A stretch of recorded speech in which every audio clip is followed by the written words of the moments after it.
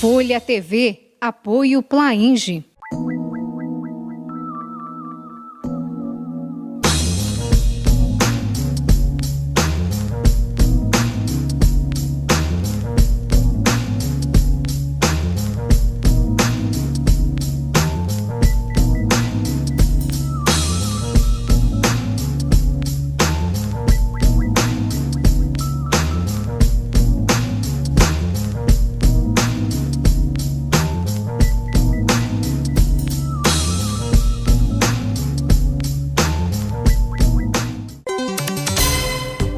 Ao dormir, todos nós sonhamos, mais de um sonho por noite.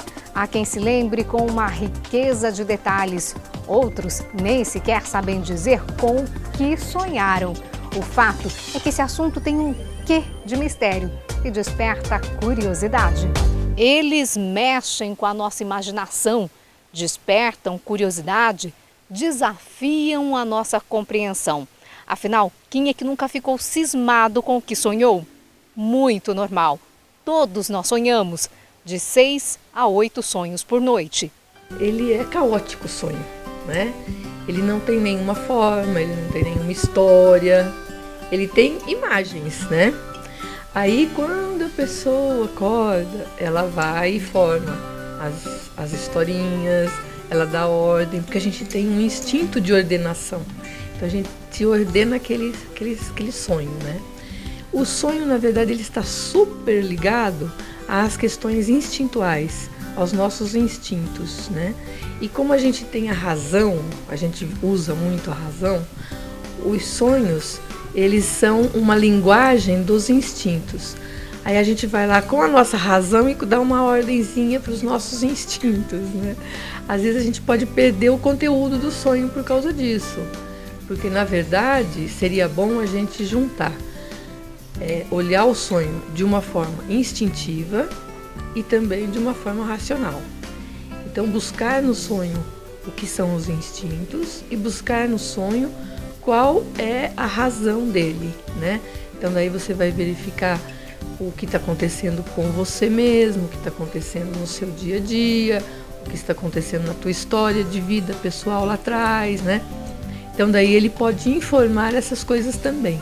Mas, a princípio, ele é uma reação natural, normal do organismo, para que você fique bem, organicamente bem, porque ele é uma descarga psíquica, a princípio, né? Os sonhos sempre foram, para o ser humano, né, um mistério. Hoje já não é mais, hoje a ciência já desvendou, já sabe como se interpretar, né? Freud, Jung, todos eles trabalharam muito em cima disso e hoje a neurociência também, mas sempre chamou muito a atenção do ser humano essa questão de sonhar. Por isso você vai encontrar sonhos lá na Bíblia, você vai encontrar sonhos em livros antigos, né? E que muitas vezes o homem tentava adivinhar coisas através desses sonhos, né? Mas na Bíblia é muito interessante porque, por exemplo, José do Egito, né, que conseguiu inclusive se tornar um grande homem, né, que passou a ajudar o faraó, mas que exatamente porque ele conseguia desvendar os sonhos, ele trabalhava com as metáforas, né, porque os sonhos são metáforas nossas. Então ele conseguia realmente fazer grandes interpretações. O sonho sempre tem um significado para o sonhador.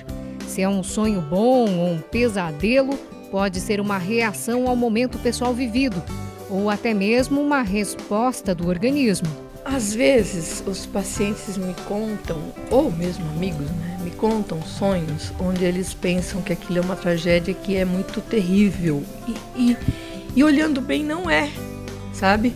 Porque como o sonho é caótico, ele também não tem, ele é amoral, né? Ele não tem uma moralidade, né? Então, posso dar um exemplo? Uma pessoa me contou um sonho esses dias aqui, né? Que tinha uma mulher dentro de um poço, né? E ela estava toda suja, ela estava horrível, ela estava quase morrendo, sem respirar. Ela estava horrorosa. Então, quando a pessoa acordou do sonho, se sentiu angustiado, se sentiu muito mal, o que está se passando, por que está acontecendo? Só que no sonho, esse homem que sonhou, ele pegou essa mulher, ele tirou essa mulher de lá e ela foi melhorando, né? Então, veja, para ele foi um sonho angustiante, foi um pesadelo, que ele ficou até com medo de falar do sonho, porque às vezes a gente tem até medo que se torne realidade, né? Aí ele ficou até com medo de falar do sonho.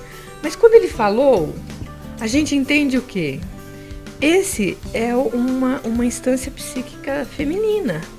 Então ele está resgatando uma instância psíquica feminina. Ele está resgatando um afeto que ele perdeu de alguma forma no decorrer da vida dele. Então, na verdade, a interpretação do sonho é muito melhor do que aquilo que ele sentiu.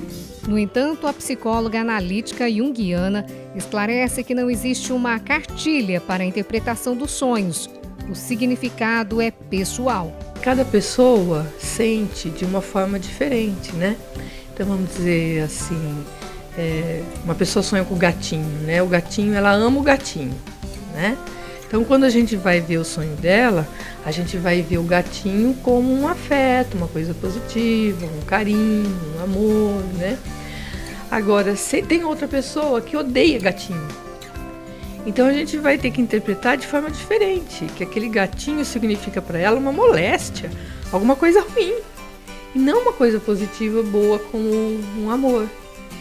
Então, cada pessoa percebe o símbolo de uma forma, ela tem uma subjetividade, e isso tem que ser levado em conta. Doutora na área de psicologia clínica e coordenadora do curso da Unifil, Denise conta que existem sonhos grandes e sonhos pequenos. Tá? Os grandes sonhos são sonhos filosóficos que muitas vezes nos ajudam a fechar determinadas situações da nossa vida, a abrir novos caminhos, entende? Nos mostram, né, novas possibilidades, certo? Muitas vezes integram opostos em nós, né? E temos pequenos sonhos, que são sonhos do cotidiano, né, que geralmente são cheios de resíduos diurnos, né? Que nos levam, inclusive, a resolver alguns problemas do cotidiano também. Por exemplo, vamos supor que você vai fazer uma prova, aí você estuda para aquela prova, à noite você sonha com as questões da prova, entende? Muitas vezes são sonhos carregados de ansiedade também, onde você não está conseguindo responder as questões e tal. Por quê? Porque além de estar treinando aí, sonhando, né? Treinando todo aquele conteúdo que você estudou, você também está se preparando para enfrentar alguma situação difícil. Segundo ela, é muito comum que os sonhos tenham resquícios dos acontecimentos do dia. O sonho tem uma importância muito grande. Ele faz, né, a conexão entre a consciência e o inconsciente. Toda noite nós sonhamos e esses sonhos nos remetem exatamente para o nosso inconsciente. Nosso inconsciente trabalha sempre numa linguagem simbólica, certo? E essa linguagem é sempre uma metáfora das nossas questões de vida. Sabe aquele sonho em que você briga com alguém e o rosto não bate com a pessoa? Tem explicação. Então eu coloquei um exemplo que você ficou com raiva de uma amiga durante o dia, mas é uma amiga que você gosta, então você segurou essa raiva, reprimiu, né? Não falou nada. E aí à noite você sonha que você está brigando, né? É uma pessoa que você acredita no sonho que é a sua amiga, mas tem um outro rosto, certo? Então isso é um deslocamento que a gente faz, né? Você acaba colocando um outro rosto naquela pessoa, exatamente para você se aliviar da sua culpa, né? Até porque você gosta muito da pessoa, mas ao mesmo tempo você descarrega toda uma energia que ficou acumulada aí com a raiva que você sentiu. Dormir e sonhar. Essa combinação é fundamental e o inconsciente pode ajudar no consciente, na vida real. Aí a Sônia fala de importância disso, a Denise também. Beleza. Já é comprovado, né, que são 6 a 8 sonhos por noite, né? Nunca lembrar não é bom. Lembrar todos também não é bom. Porque você está onerando o teu organismo se você se lembrar de todos, né? De alguma forma você também está boicotando a si próprio. Se você não lembra de nenhum, também está boicotando a si próprio, porque você não está vendo a linguagem que está ali, né? Que faz parte de você, da tua psique, da tua mente, né?